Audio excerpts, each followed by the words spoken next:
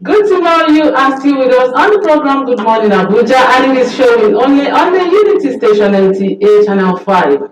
And now we want to talk about our health because our health is very, very important to us every day of our lives. And there are so many questions that comes to hand when we talk about mental health. Do you know it is very possible that you are going through mental health problems and you are not aware? What role the society, the family, the environment, and even you individually doing to ensure we are in this stable frame of mind every day? All of these questions will be answered with our mental health coach with us this morning in the studio as we set to talk about promoting mental health awareness. Help us welcome Opeyemi Abiola Ige to the program. You're welcome to the program. Having me. Yes, we are happy and we are smiling this morning because we are fine.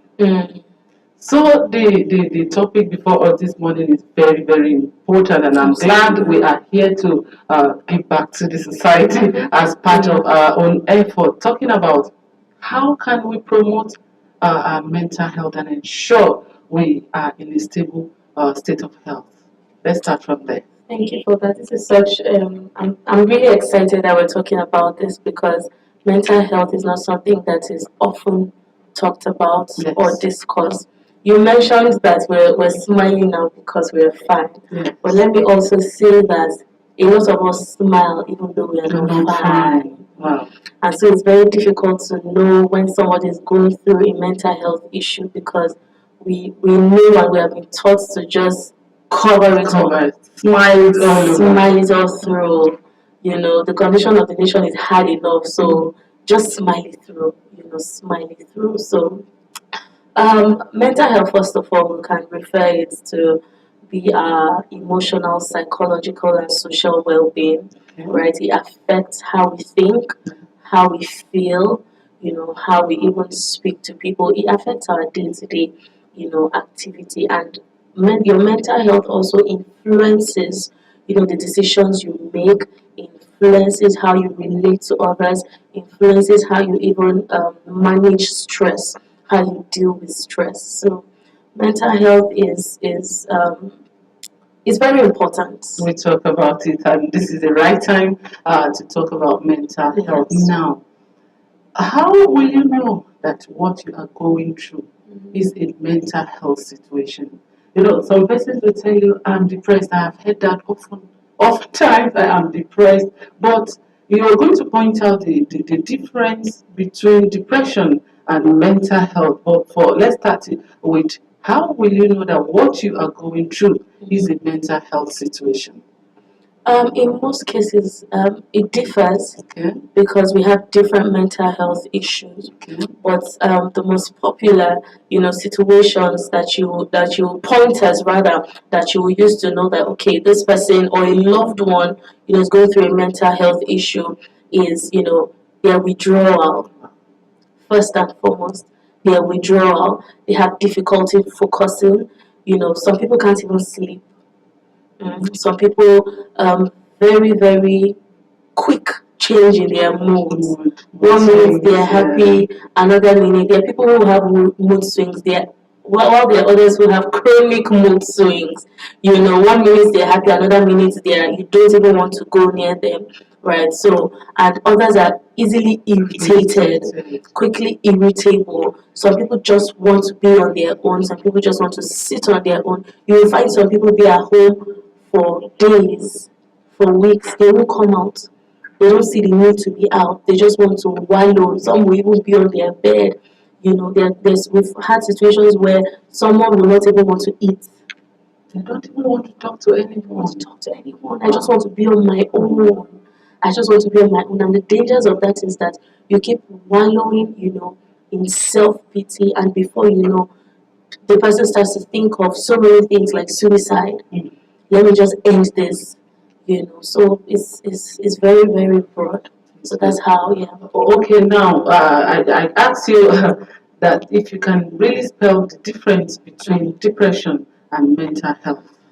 Honestly, depression is a mental health condition. Yes. Alright. So depression, like under mental health issues, we have depression, we have postpartum depression, we have anxiety disorders, we have bipolar disorders, right? So depression just seems to be the most common because we use it very loosely. But that's really what it is. Wow. When you are literally losing hope, tired, sad about a certain situation. You get depressed because you're just thinking and thinking and thinking and thinking about it, and you become anxious. You just wallow, yourself in that And all situation. of these will affect your organs. Of course, it will. I like to say that God is such a wonderful creator because He had to make sure that the mind was here, right? Not here, because everything begin like it is from here. It is a good, yes. It is from here that everything functions. So when your mind is not in the right state, it affects every part of you. It affects your energy. It affects how you go. If you wake up in the morning and you just feel down, you feel so low, it affects your entire day.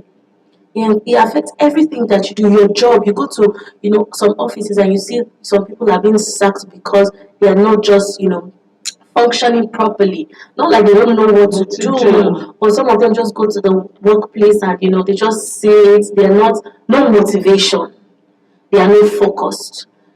Something else has taken a hold of their mind. So that's quite Okay, it. well, it's pathetic, but it's good we are talking about it now. Absolutely.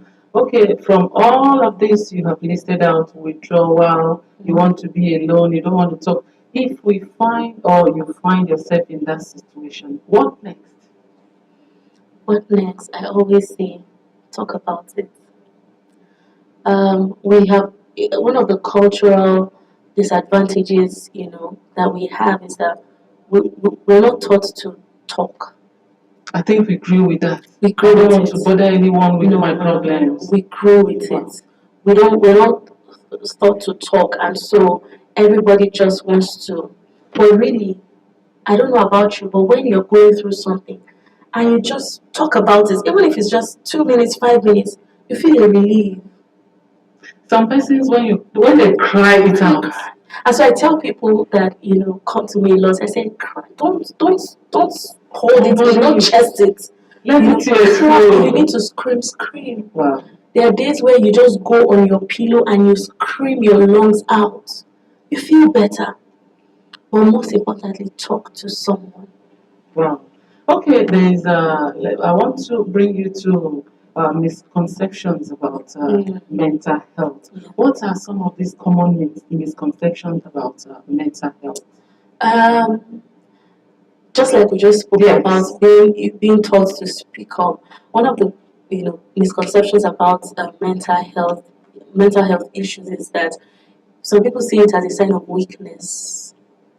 Some people see it as a sign of failure, something to be ashamed of. That's why when you see a man, saying I'm depressed, you hear some people say, "Are you not a man? What are you depressed about? Just it." So because people have seen it to be a weakness, something you should be ashamed about, something you shouldn't say outside, that now creates or births stigma. Stigma. That's my next question because they will tell you what you've just gone through is a state of madness. And people don't want to Some people even see mental health as though you're mad. So don't even say it. You hear so don't say it outside. Don't say it outside. Don't say it Let outside. nobody hear that Don't let anybody in my hear. family. No. God forbid. So that's literally the major misconception about mental health, and that's what makes people not be confident to talk about it, and that's where the stigma is. That's where the stigma is because people cannot talk about it. People are ashamed of it. And you see most people commit suicide because they are ashamed to talk about that thing that so caused them to commit suicide. Wow. Okay, having talked about all of this, now let's go to the roles that can families, schools, workplace, anyone play in raising this awareness like we are here talking about it today. Yes, like we're doing right now. That's a very, very important role. But like I always say, create a safe space for people or for someone to speak to you. right? Even in schools, there are kids who are currently going through bullying, low self-esteem, Yes. but they can't talk about it. They can't speak about it. There's no teacher that is so welcoming that they can go to. There are mothers who are going through postpartum depression, but they can't speak about it because why would you say you are depressed after having a child? Are you not supposed to be happy? People cannot speak about it. So create a safe space, even in the offices. Even in the offices, the human resource department should create such a safe space where workers can even come, and it creates that listening ear where workers can come and express Because themselves. if you're not performing well on your job, something should be Something wrong. is wrong, Yes. but people just go, oh, we are putting your probation, and then just sack you. No, Adding to the existing problem. makes it worse. Makes it worse. So that is like the core. Create a safe space. Okay.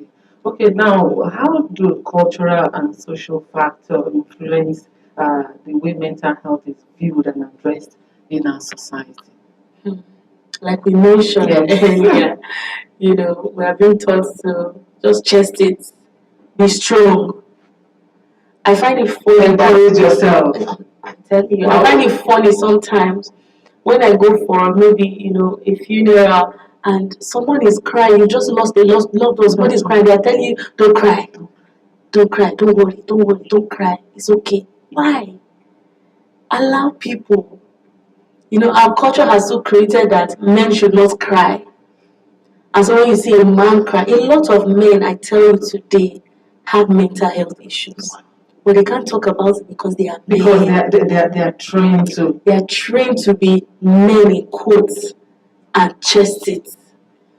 So I tell you for a fact that out of 10 individuals, you will find more men who have mental health issues. Because we women, we know how to talk. We know how to talk. We cannot keep things inside. We can. Wow. So yes. We have a lot to talk about when it comes to mental health, but quickly before we go way out and in form of advice for someone going through one situation and you don't even know that it is a mental health situation and what we should do not to go into it at all. Yes.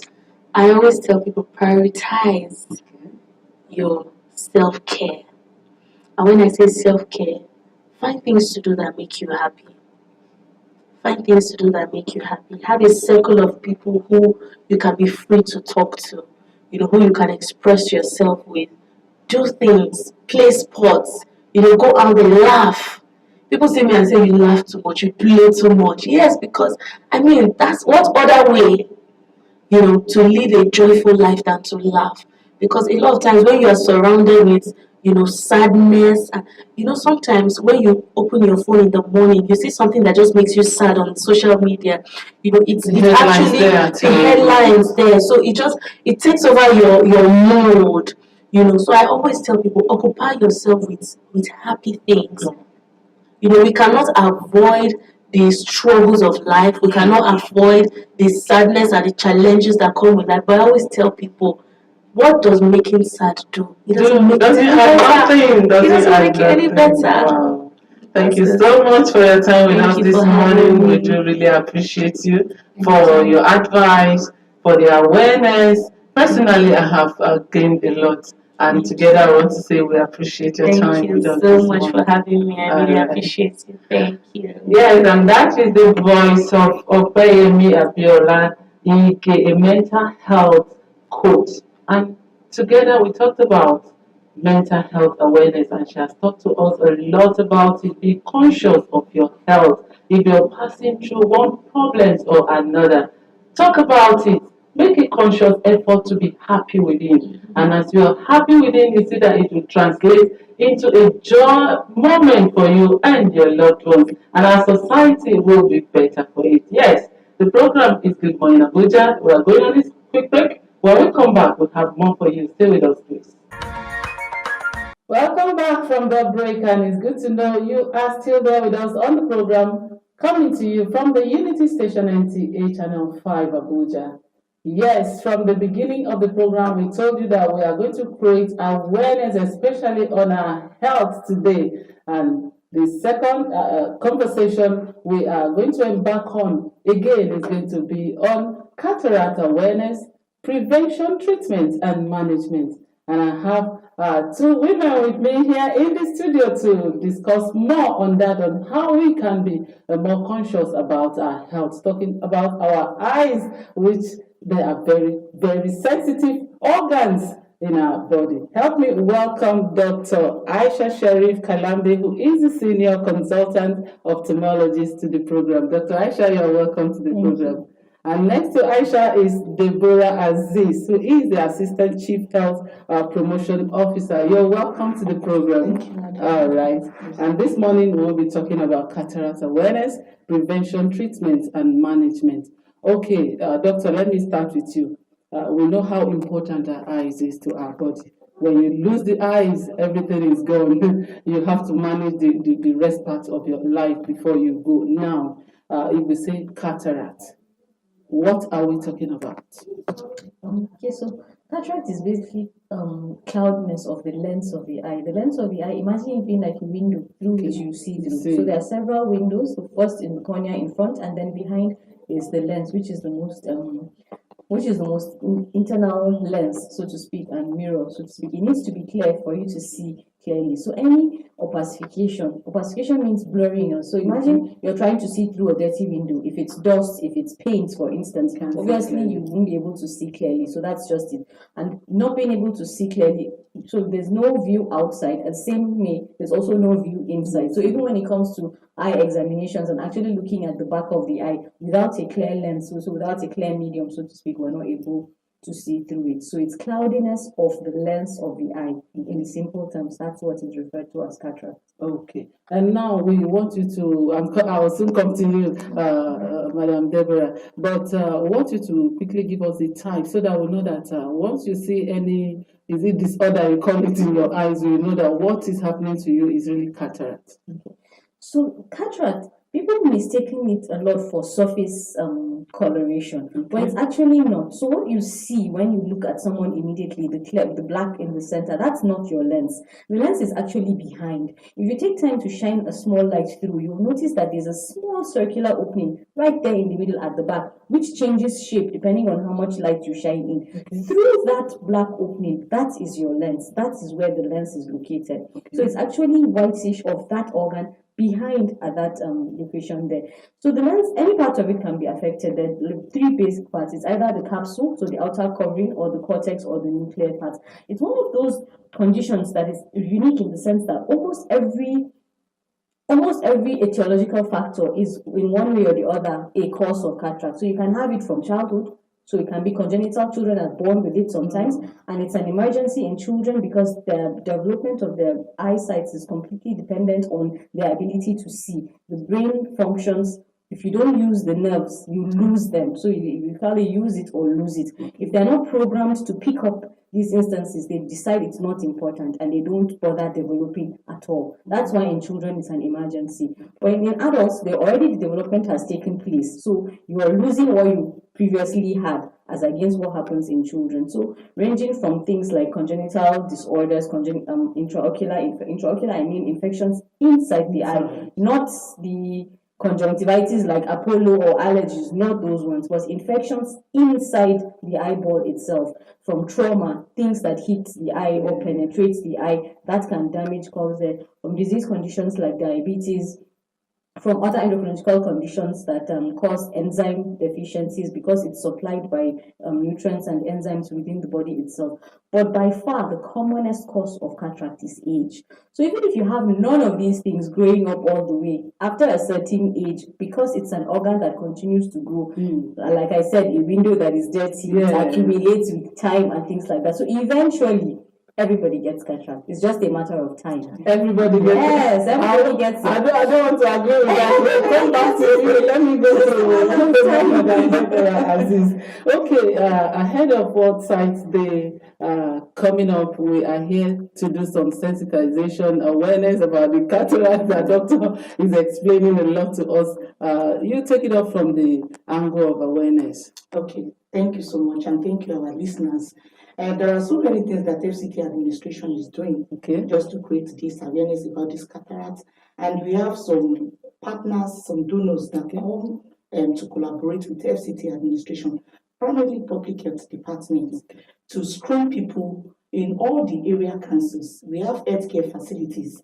Permit me to just read them out. We have under Babalada Area Council, we have Kutunku PAC, Phase 3 Primary Healthcare Facility. Under AMAC, we have Babalape Primary Healthcare Facility, that is in Yanya. We have Lube Primary Healthcare Facility. We have Family Health Center in Area 2. Then under Buhari, we have Day, that is Building Material PAC. We have Owners Occupier. Under Abaji, we have Ayara PAC, Central PAC. Under Kuje, we have Abuja at 30 PAC. Under Kuali, we have an area settlement. So all these healthcare facilities, what we are encouraging our listeners to do is that they go there for screening. Okay. Remember, Dr. Aisha mentioned that everybody we are predisposed to cataracts once we are aging. I like that language because once you say that, everybody will eventually get it. So it is good for you to know what can eventually happen to you at the end of the day. So why don't you avail yourself the opportunity of going for screening now? It is absolutely free. Wow. They are not taking anything from you. So go to this healthcare facility that I mentioned earlier. Go there for screening. If there is need for surgery, you will now be referred to Asokoro General Hospital. And that one is taking place from, the surgery is taking place from 12th to 16th of October. That is next week. And we want to encourage our people to go to these healthcare facilities during this weekend. Let us limit it to weekend so that it doesn't affect other activities that will be running in all our facilities. So from now till this weekend, please just go to those healthcare facilities. Okay, I'm coming to doctor now. And before that, you will elaborate more on the free screening, because when we say if it's going to be free, you will definitely see crowd. Yeah. So I will come to you on that. So, doctor, let's talk about symptoms. So like I said, it's cloudiness of the lens, and because the clouding comes in degrees and it depends on which parts of the eye is affected. Not everybody may have symptoms at the same time. So like I said, everybody gets it eventually because it's an aging thing. But what part of your lens is affected and how dense is it? So it's like a window. It's a bit dusty. You can still see through it, but the dirtier it gets, the more difficult it becomes to actually see through. So it's the same thing in cataract. And that's why in the early stages, most people don't even realize they have it. And if you're lucky that the opacity is at the periphery more than in the central part, then you may actually don't have any problem at all. That doesn't mean you don't have the cataract. It's just that you don't have a sight limiting one, so to speak. And that's why it's initially people can overcome it because it's not as bad as it could be. But the tendency that it continues to increase, particularly if you're exposed to a lot of ultraviolet radiations, kind of jobs that you do. So outdoor workers, technicians and things like that, I usually have it more faster because they are under the sun. Because the only known cause, so to speak, is ultraviolet radiations that change the protein content that make up the lens, and that's what causes your opacity. So initially, glasses may help, because it's mild and because it's initially, but eventually, it's only surgery. The only definitive management for cataract is surgery. So we only have this opportunity to also mention that there are many tablets that people take and eye drops and things. They will tell me yeast tablets. Someone will say, they give me this eye drop and they said it's for cataract. Nothing works. All of those things are just supplements that don't really have any effect. They're not poisonous, they're not dangerous, so to speak, but they're not treating cataract because nothing can.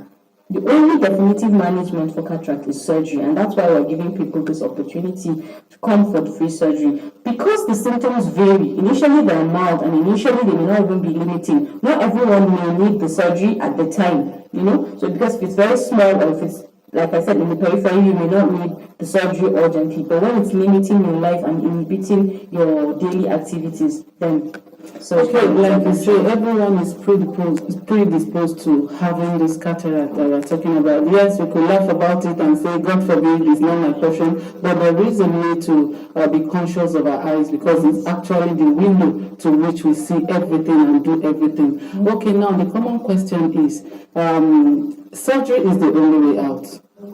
And as you age, you lose your sight gradually. Yes, it is difficult to say that, but that is the fact. So the need to be very, very careful about our sight. We want you to address us. Yeah, so cataract is the leading cause of vision loss worldwide, everywhere, in all groups and all countries, and that is established that it's the leading cause of vision loss. So it's the same in Nigeria. It's the leading cause of vision loss. Difference between cataract and the other conditions that cause vision loss is that cataract is reversible. Wow. So it is a loss of, yes, very, very good news. And that's why we do the surgery, because it's reversible. So someone has the only problem that the person has is the cataract. After the surgery, they're as good as new. Yes, because you take it out, the window is dirty, you've cleaned it, you're fine. Or you've replaced it, you're fine. Okay. So that's the good news about cataract. So many times people think old age is synonymous to blindness, and it's not. There's actually a reason. So if your reason is cataract, then you can get it sorted because it's a reversible cause of vision. Okay. But like I said, it's a window. So the way you can't see out, it's also the way we can't see in. Sometimes, in few occasions, you may take out the cataract and realize that there's something else going on at the back. Unfortunately, that you may not be able to reverse. But if the back of the eye is fine and everything else being equal, then that is the way to go. Okay. So how do you really prevent it? By just being healthy, I guess, because like I said, the only cure for cataract is surgery. How you prevent it is protect your eyes as much as you can from ultraviolet radiations and eat healthy. So vitamins, but the ones you get from your food sources, natural food sources, are more than enough. Okay, all right. Thank you, Dr. Madam Deborah. I'm coming to you. You know, you talked about free screening. You know, when they say anything is free, you will see a lot of crowd. How do you intend to manage this crowd? And when it comes to surgery, is it free as well? Yes. Okay. It's free. All right. And managing the crowd, there are trained mobilizers within the community. Right. And we are not working in isolation. Remember, this is World Health. We have World Development Committees that has been sensitized on these activities too. So they will know the way to cascade the information down to their people. And when they come to a healthcare facility, there is a way that they will be, when they document, there is documentation. So they will tell you immediately what to do. Maybe you have to come back the next day or whatever. So there is enough arrangement on ground as far as FCT is concerned. So in addition to that, so that's why we're creating the awareness early as much as we can, so that people can utilize the opportunity of going to the primary centers, particularly if they don't have access, so that they're sure before they actually come to Asukuru. But we're also going to be taking out screening programs in Asukuru on that Saturday and Sunday. We're planning to use the car park. Again, that's why we're using the weekend, because there's less crowd. We're going to have yes, and that's why we're focusing on the weekend. For the primary healthcare centers, the screening is all the time. It's ongoing during working hours. We can do even during the week. It's not a problem. But for the major one in Asokoro, it's going to be during, so we can use the car park, we're putting up tents there so that we can accommodate as much as people. So people that are able to go to the primary centers can actually come directly to Asokoro for the screening.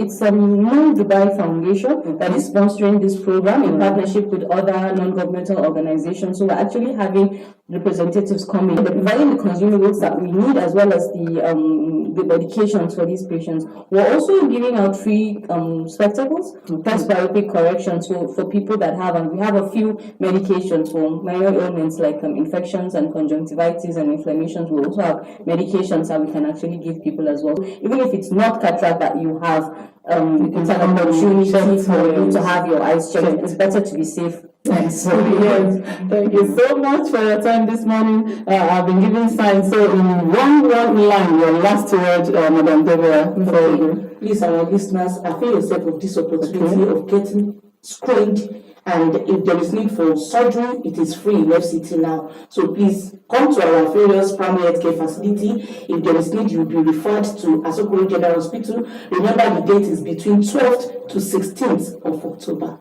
Thank you so much. Doctor, your last word. Thank you very much. Nobody needs to be needlessly blind. So let's take opportunity of this program that we're having to particularly concentrating on the elderly patients. Like I said, they are the commonest group to target, and let's help ourselves. Nobody needs to be needlessly blind. Thank you so much for your time with us on the show this morning. You know, the need to take care of our eyes is a normal, so we need to talk about it. We do really appreciate your time this morning. And we have been talking to Dr. Aisha Sherry Kalambi, who is the Senior Consultant Ophthalmologist, and also Madam Deborah Aziz, who is the Assistant Chief Health Promotion Officer. And together, we looked at cataract awareness prevention, treatment and management. They say, what is enough? Please take opportunity of this time between 12th to 16th of October.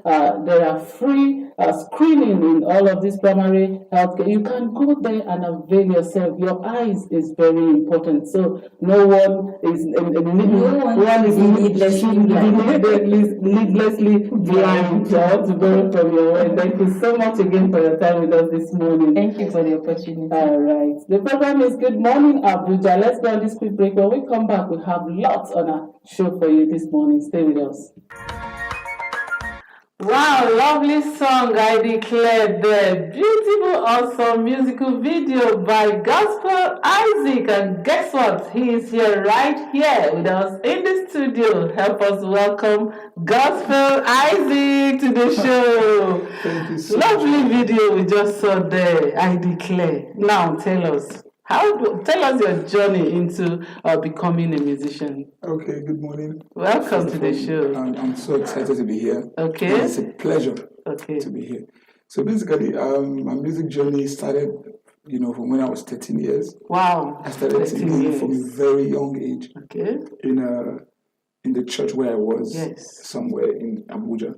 And I was singing in the children's choir, just like that. Then from the children's choir, the adult church actually now found interest in my voice. Okay. And they picked me as one of the adult choir from the children's church. Wow. So that's why I started singing. I was taking the praise and worship just like that.